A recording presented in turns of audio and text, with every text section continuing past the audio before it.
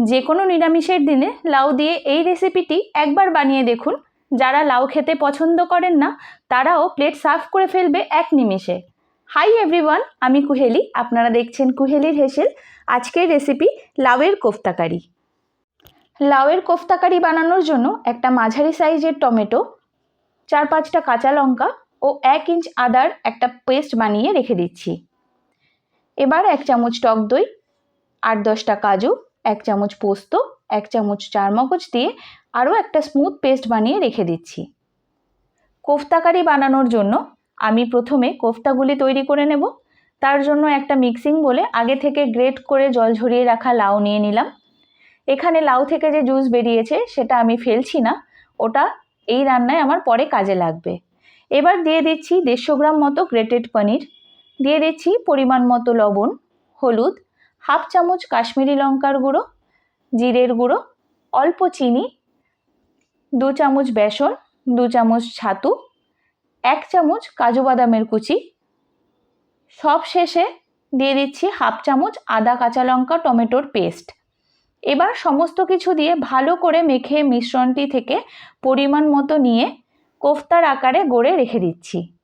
এবার কড়াইয়ে সাদা তেল গরম করে কোফতাগুলিকে মিডিয়াম টু লো ফ্লেমে ভালো করে ভেজে তুলে রাখছি।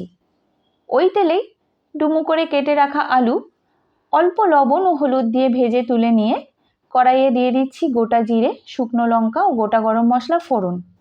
ফোড়নের মশলাগুলো একটু ভাজা হয়ে গেলে আগে থেকে বেটে রাখা আদা কাঁচা লঙ্কা টমেটোর পেস্ট দিয়ে ভালো করে কষিয়ে নিলাম। মশলা কষিয়ে নিয়ে যখন তেল ছেড়ে এসেছে এবার দিয়ে দিচ্ছি পরিমাণ মতো লবণ, আরও একটু কাশ্মীরি লঙ্কার গুঁড়ো, হলুদ, জিরের গুঁড়ো, 1/4 চামচ দিচ্ছি গরম মশলার গুঁড়ো। এবার সমস্ত গুঁড়ো মশলাগুলি লাউয়ের জুস দিয়ে অল্প অল্প করে কষিয়ে নেব।